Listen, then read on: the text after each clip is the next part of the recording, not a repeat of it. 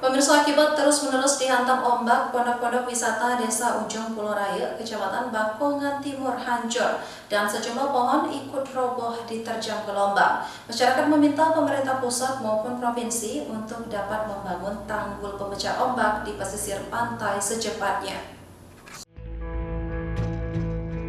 Abrasi pantai kembali menerjang pesisir pantai Desa Ujung Pulau Raya, Kecamatan Bakongan Timur, Kabupaten Aceh Selatan.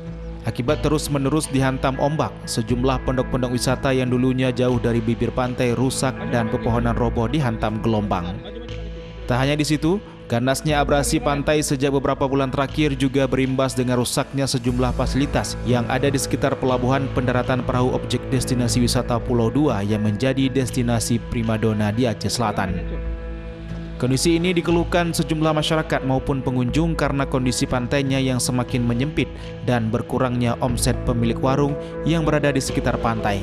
Persoalan ini kerap disampaikan masyarakat kepada pemerintah, namun hingga saat ini belum ada realisasi. Saya minta kepada pemerintah provinsi, baik pemerintah pusat, agar dibangun secepatnya, Pak, supaya bisa tertangani abrasi yang sudah ada objek-objek wisata di pinggir pantai di desa kami Ujung Pulau Raya, dan juga jangan terancam perumahan warga. Mereka berharap pemerintah provinsi maupun pusat untuk dapat membangun tanggul pemecah ombak di pesisir pantai secepatnya agar tidak terjadi kerugian yang lebih besar bagi masyarakat sekitar akibat abrasi pantai yang semakin meluas. Dari Kabupaten Aceh Selatan, Ida Rifan, iNews melaporkan.